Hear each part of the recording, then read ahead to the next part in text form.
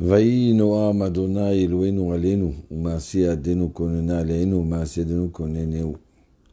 Que je lui fasse que mes paroles et mes actes ils soient adéquats pour Hachem et adéquats pour vous. Shalom Uvracha. Voilà, aujourd'hui on va pas rester longtemps, d'accord? Parce que grâce à Dieu, hier, on a fait un peu beaucoup. Mais bon, je suis content quand même. Je suis content de vous retrouver, que vous soyez tous là, parce qu'on a tous soif. Tous on demande, c'est quoi la vérité? Qu'est-ce que Dieu veut de nous? Alors nous, on doit se préparer à Pessah. Nos sages ils disent que tout celui qui dépense de l'argent pour Pessah, à cause de il y aura en double. Parce qu'on vient fêter la fête d'Hachem. La fête où il nous a délivrés. Donc c'est pour ça que il ne faut pas s'inquiéter. On dépense, on achète. C'est pas sur notre compte. D'accord? Un grand bonsoir. Et je vous fais les chaim. Bracha v'atzlacha. Le vin, un verre de vin par jour. On ne se saoule pas avec un verre de vin. Le vin, c'est le meilleur médicament.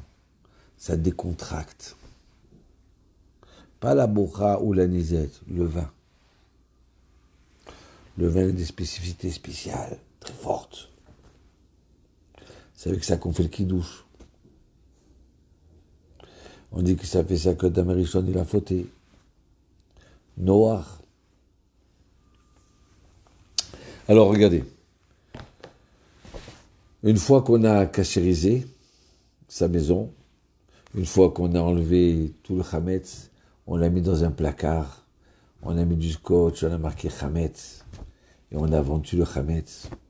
Donc à ce moment-là, la veille de Pessah, donc si cette année c'est, je sais pas, je crois que c'est mardi soir, c'est Pessah, mercredi. Donc la veille, on vérifie le chametz, on cherche dans la maison, même si c'est tout nettoyé. Il y en a qui laissent 10 petits morceaux dans la maison pour les trouver. Donc, le chametz, on doit l'annuler le soir de Pessah et le lendemain. Aïe, aïe, aïe. Je vois que il y en a beaucoup d'amis qu'on aime qui sont là avec nous. Alors, regardez. Quand on va chercher le chametz, le fait qu'on cherche, on fait l'effort de chercher. On n'aime pas qu'on nous dise nos défauts. Dès qu'on vient critiquer, nous dire « Ah mais tu as un problème », tout de suite on se renferme. Dès qu'on vient dire une vraie chose, tu sais ton fils, vraiment c'est pas ça, hein. Et il a raison. Mais ça nous dérange, ça nous fait mal. Donc là, maintenant, pas on va attendre qu'on va nous dire nos défauts, on va chercher nos défauts. Parce qu'on a tous des qualités et des défauts. On est venu dans ce monde pour se réparer. Donc des fois c'est difficile d'entendre les critiques des autres, quand elles sont vraies. D'accord? Oui, je sais, hier soir on a kiffé. On a kiffé avec Sassi. Bémet, combien de gens ils m'ont dit, que leur maman, leur papa, ils ont raconté l'histoire du pogrom. Combien ils m'ont dit qu'ils ont pleuré de joie. Bémet, mon cher Dominique, on a vécu hier soir un grand moment. Et beaucoup de gens m'ont envoyé un retour. Alors, maintenant, on va redescendre un petit peu. D'accord? Déjà, on a fait introduction sur le chametz. On doit chercher le chametz. Le chametz, c'est la pâte qui a gonflé. Le chametz, ça représente la fainéantise. La matzah, il ne faut pas laisser l'attendre à lever. Comment on travaille la matzah? On met de l'eau, on met de la farine, et vite on la travaille, vite on la met au four. Il faut qu'au moins 18 minutes, ça doit être au four. Ça s'appelle la zrizout, l'agilité, la rapidité. Il faut qu'on soit rapide pour faire les mitzvot. Il faut qu'on saute du lit pour aller prier. Même si on prie à la maison, et on a cette chance de prier à la maison, alors on ne doit pas se lever à 10 heures du matin. Non. Et de passer toute sa soirée en train de regarder les infos, et qui nous angoisse, et nous angoisse. À quoi ça sert? Vous savez quoi? Je vais vous dire quelque chose. J'espère que j'ai raison avec l'aide de Dieu. Il y a quelques années de ça, il y a eu une grève des docteurs en Israël, je ne sais pas, il y a 10 ans, 15 ans. Eh bien, écoutez bien. Le tribunal du travail, chaque semaine, il forçait les docteurs à se remettre au travail. Ils se réunissaient le mercredi matin. Qu'est-ce qu'ils ont fait les docteurs?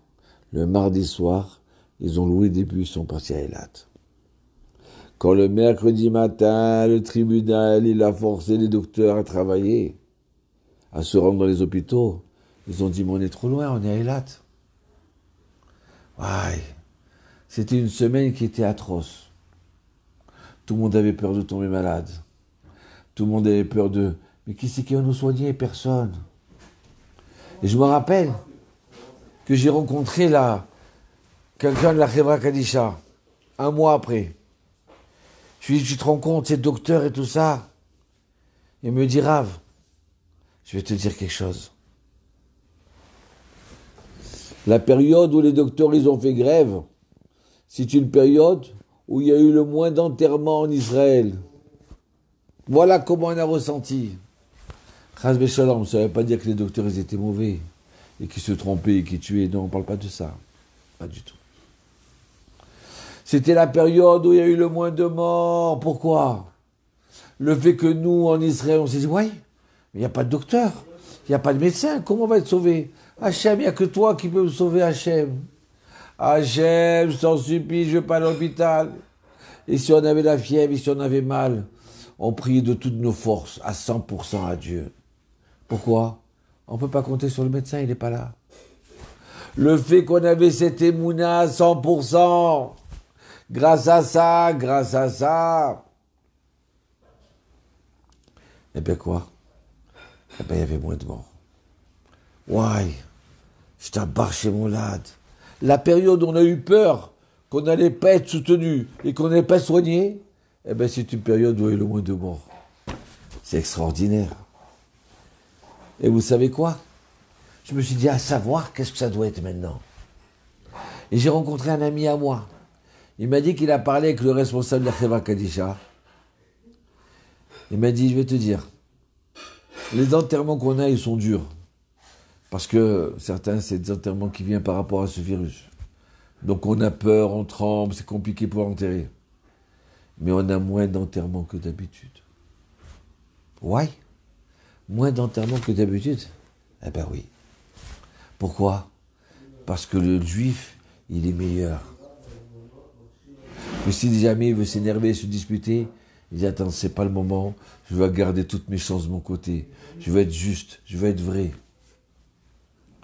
D'accord? Alors c'est pour ça, c'est vrai que c'est un mal. C'est vrai que ce virus, il nous fait peur. C'est vrai qu'on a dit qu'on ne doit pas avoir peur. On doit faire attention à 2 mètres, écouter ce que nous disent une fois par jour, les informations, ce que veut le ministère de la Santé, et plus que ça, on n'écoute pas. C'est pas nous les médecins, c'est pas nous qui allons changer le monde. Ils sont là que pour nous angoisser. La bourse, elle est tombée, et Raoul, il a pas, personne, il écoute, et ça va. En plus, tu fais ça en loupe, mais ça t'enlève l'âme. Il faut écouter des choses qui sont joyeuses, qui sont bonnes. Des choses où il faut ouvrir les yeux sur les qualités de nos enfants, de notre femme, de notre mari. Profitez de ce moment-là. Combien de gens ils auraient voulu être, pas en exil, s'asseoir avec toute sa famille. Ah, il faut parler. Tu n'as pas envie de parler? Eh bien, apprends à parler. Apprends à sourire. Alors, regardez. Le kafara, on a un minag. Le soir de Pessah, déjà, la journée de la veille de Pessah, vaut mieux pas travailler. Surtout à partir de l'après-midi. Deuxième chose, on se prépare, on se lave. Et on essaie de ne pas manger beaucoup. Surtout pas à 4h ou 3h de l'après-midi. Pourquoi? Comme ça, on rentre le soir de Pessah avec un appétit. Quand on va manger la matzah, quand on va manger, d'accord, la salade avec le maror, alors à ce moment-là, on va le manger avec appétit. On va manger notre repas de Pessah avec appétit. Alors maintenant, étant donné qu'on est dans le confinement, alors qu'est-ce qu'il faut faire? Il faut préparer à raconter à ses enfants. Il ne faut pas rentrer idiot le soir de Pessah. C'est dommage. Pourquoi? Parce que nos sages nous ont enseigné que le meilleur moment où les enfants ils peuvent vénérer leurs parents, où ils peuvent écouter leurs parents leur raconter la sortie d'Égypte, c'est le soir de Pessah. C'est là qu'on peut rentrer toute l'éducation, toute la émouna, toutes les vertus à nos enfants. C'est un jour miraculeux, ce jour de Pessah. Ce soir-là, il est tellement fort qu'on l'appelle jour ce soir-là. C'est pour ça que la nuit, elle se comporte comme un masculin. Laïla Tov. On ne dit pas Laïla Tova. On ne dit pas bonne nuit, on dit bon nuit. Pourquoi? Parce que c'est une nuit qui est remplie de mitzvot. On raconte, et on raconte, comme quelqu'un qui allait mourir. Mon frère, mon fils Eliaou. Eliaou. Et un Bevakasha. Bevakasha. C'est ma fille Ali. Ce soir-là de Pessah, d'accord, on peut raconter et nos enfants là, ils sont là pour écouter. C'est pour ça que les enfants, il faut les mettre au lit de bonne heure. L'après-midi, comme ça, le soir, ils arrivent, ils sont réveillés. Il faut exploser de joie. Rendez-vous compte, quelqu'un qui a eu un accident de voiture, que Dieu nous en préserve, il était à moitié mort. Et puis d'un seul coup, il a été sauvé parce que la barre de fer est devenue rentrer dans la tête et s'arrêter à 1 millimètre. Et à ce moment-là, le docteur, il l'a sauvé. Quand il va sortir de là-bas, il voudra raconter tous ces miracles qu'il a eus avec ses enfants. Avec ses enfants, il voudrait raconter. À tout le monde, il voudrait raconter. Comme ça, on doit être le soir de Pessah. On doit être rempli. D'accord? Rempli de quoi dire. Raconter. Comme ça, que ça nous sorte des yeux, des oreilles, de partout. Pour dire, mes enfants, venez. Venez ce soir de Pessah. Je vais vous raconter la sortie d'Égypte. Et le type, comme il raconte de façon convaincue, comme moi j'essaie de vous raconter, alors nos paroles, elles sortent du cœur et rentrent dans le cœur. Et comme ce soir, il est propice, et que nos enfants et notre femme voient, on est tellement kiffant, tellement heureux. Mais qu'est-ce qu'il a, papa? Ah, je veux écouter, moi aussi. Moi aussi, je vais écouter. Ah. Donc c'est pour ça qu'il faut enlever le Tserara, pas s'énerver, quoi qu'il arrive. On raconte le Gaon Vina, il avait des invités au soir de Pessah. Et voilà que, belle nappe blanche, tout beau, et l'invité, le pauvre qui était invité, il a pris le verre, il a renversé le verre sur la belle table. Il est tombé. Qu'est-ce qu'il a fait, Gaon Vilna?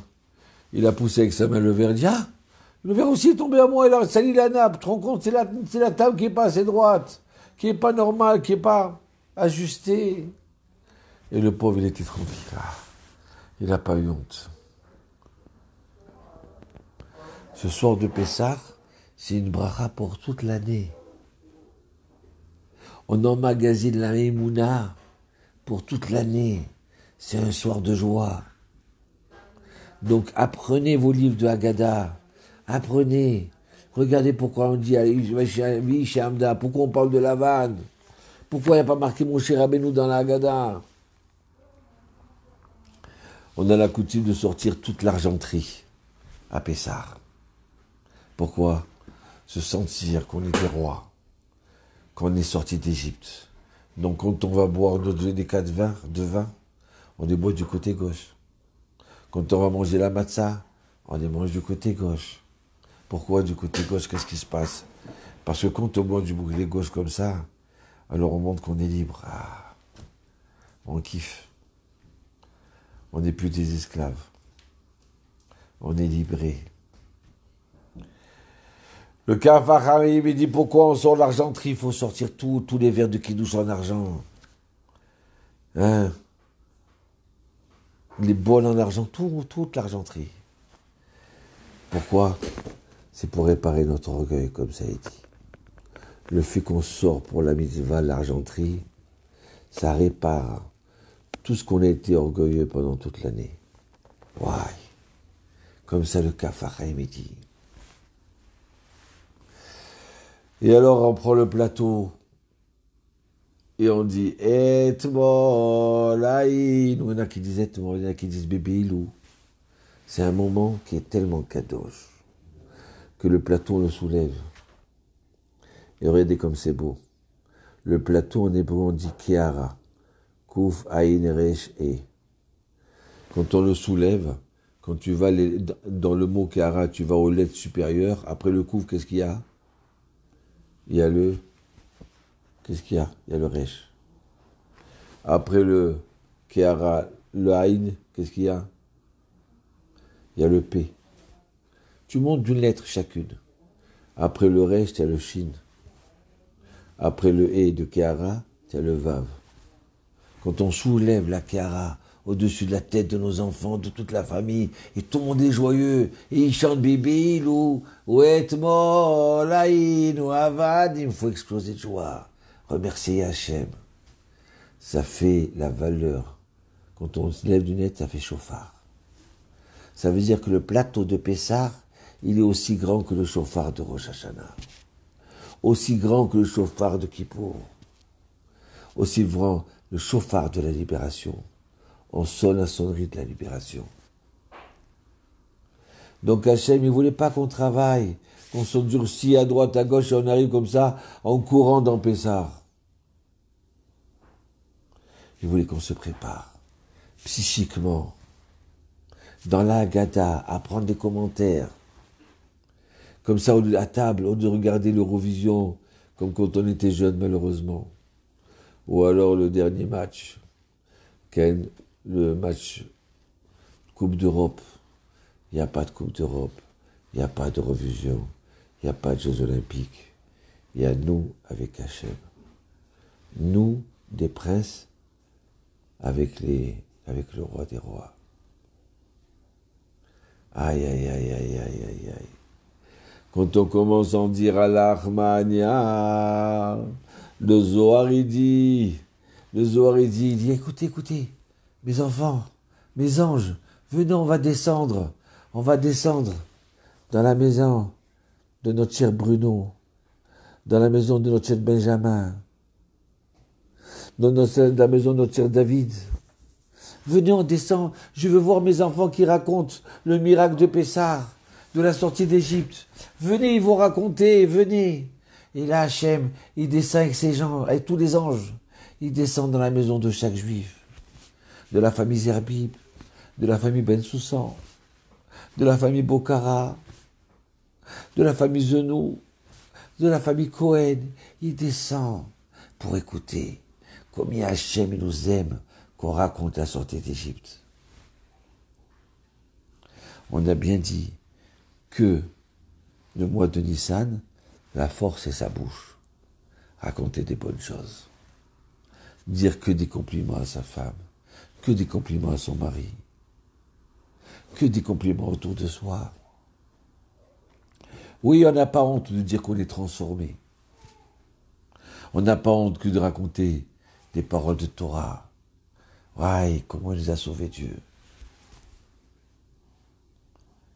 Oui, on va raconter. Donc c'est ça le soir de Pessah. Même Hachem, il descend avec les anges pour nous écouter. On va pas se préparer. Alors oui, on se prépare. Vous savez que ce soir-là de Pessah, il y a eu plusieurs miracles. Je vous ai raconté Centré-Rive. Il y a le miracle aussi de qui? De Avraham Avinu. Quand il y a eu la guerre entre les rois mages, 4 rois contre les 5 rois. C'était la guerre mondiale, la première guerre mondiale. immense, avec des milliers de morts. Et Lot, il a été kidnappé. Et voilà qu'Abraham Avinu, il entend que son neveu, il a été kidnappé, il risque de mourir. Il s'en va en guerre contre les rois mages. Abraham Avinu tout seul, il y en a qui disent qu'il est venu avec 318 serviteurs. Il les a gagnés, alors que c'était des ogres, des géants. C'était quand? Quand est-ce que Abraham Avinu il a gagné? Qu'il avait pris il n'avait pas d'armes, donc il a pris de la terre de chez lui, il les a jetés, il a dit Hachem, allez, fais comme si c'est de l'arbre, c'est des flèches. Elles se sont transformées en flèches, ils ont tué tout le monde. Hein? C'était quand? C'est ce soir de Pessah, là. Voilà, vous pouvez raconter l'histoire de Sancheriv, vous pouvez raconter l'histoire d'Abraham Avinu, qu'il était tout seul à gagner des milliers de soldats. Et quels soldats? Ça, c'était le soir de Pessah. Troisième miracle, la sortie d'Égypte. Personne ne pouvait sortir d'Égypte. Les Égyptiens, c'était des magiciens, des sorciers. Ils avaient mis une muraille tellement grande, la plus grande muraille, mieux que celle de Trump.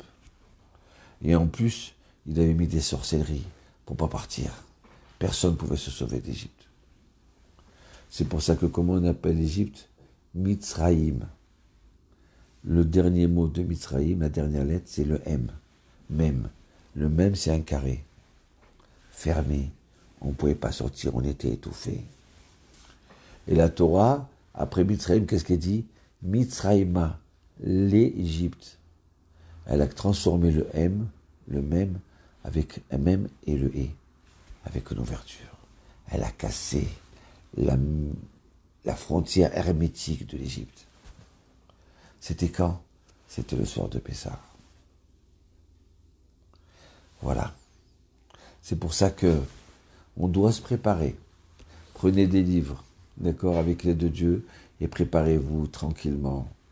Et préparez-vous psychologiquement, doucement, doucement. Vous ne sentez pas qu'on est un peu plus kadosh que c'était la semaine dernière, que c'était il y a 2 semaines? Bon, vous sentez pas que Hachem, il nous prépare comme ça. Il nous fait grandir psychiquement, religieusement. On a plus d'émouna qu'avant. Si le Mashiach il serait là il y a 1 mois de ça, mais on n'aurait pas été prêt pour le recevoir. Ça aurait été catastrophique. Là, doucement, doucement, on se prépare, en espérant qu'il va venir. En espérant, il faut dire, Hachem Barar, si jamais il faut monter en Israël, on est prêt à monter. Si tu nous ouvres les portes, on est prêt à monter. Ceux qui ont les moyens, ceux qui ont la possibilité. Dès qu'il vient le Mashiach, on est prêt, on est les premiers devant à venir. Et si tu nous envoies le prophète Élie qui nous dit qu'il faut avancer, ben on avance. On laisse tomber notre travail, on laisse tout tomber, on vient. Comme les Bnei Israël, ils ont tout laissé tomber en Égypte. Ils sont sortis d'Égypte. Ils ont même laissé tomber la pâte. Elle a peu le temps de lever. Pourquoi? Pourquoi Hachem? On a attendu 210 ans. On ne peut pas attendre une demi-heure que la pâte monte. Comment c'est possible que tu as dit, ça y est, on sort tout de suite, on sort tout de suite? Pourquoi on doit sortir tout de suite? On a tout le temps, tranquillement. Non. Quand la délivrance, elle arrive comme un clin d'œil. Il n'y a pas à dire, j'attends que les poivrons se préparent. J'attends, je n'ai pas préparé les artichauts. Non, il faut dire et penser que quand c'est le moment, on est prêt à tout, on laisse tomber. On laisse tomber Macron et Trump et tout le monde. Voilà, on fait grandir notre émouna. Si Dieu veut. J'ai voulu faire un petit truc maintenant. D'accord? Un petit cours pour redescendre un petit peu. Et si Dieu veut, on se retrouve demain. Et samedi soir, on va faire une petite conférence avec une histoire musicale. Parce que la musique, c'est au-dessus de la parole. Ça nous transporte. On va raccompagner la reine du Shabbat, on va raccompagner avec Eliyahu Hanavi. Shalom Uvracha. Surtout, rappelez-vous ce qu'il a dit le Komarna, je vous répète. Le Komarna, il a dit à la fin des temps, il y aura une épidémie. Une épidémie. Le Komarna, il a vécu en 1850. Il y aura une épidémie, grande épidémie. Mais pour cela, il faut qu'il fasse attention. Que même si la grande épidémie est là, et que les gens ils sont là pour nous angoisser, les médias, et les médecins, et tout, d'accord? Il faut garder la joie. Comme ça, il dit le Komarna. Comme ça, il dit le Shomer Emunim. Cette semaine, c'était Saïloula. Regardez ce qu'il dit le Shomer Emunim. C'était un très grand rabbin Ashkenaz. D'accord? Il dit que l'épidémie, elle touche spécialement ceux qui sont dans la peur, dans l'angoisse. C'est pour ça qu'il faut se renforcer dans notre émouna, qu'on a confiance en Dieu. Voilà. Et comme ça, on surmonte notre peur. Parce qu'il n'y a aucun mal qui peut gouverner si ce n'est pas Hachem qui l'a envoyé. Donc nous, on doit faire attention de toute façon. On n'a pas le droit de manger tous ensemble, avec des étrangers, à moins que c'est une mitzvah d'inviter, c'est autre chose. Quelqu'un n'a pas où manger, j'en sais rien.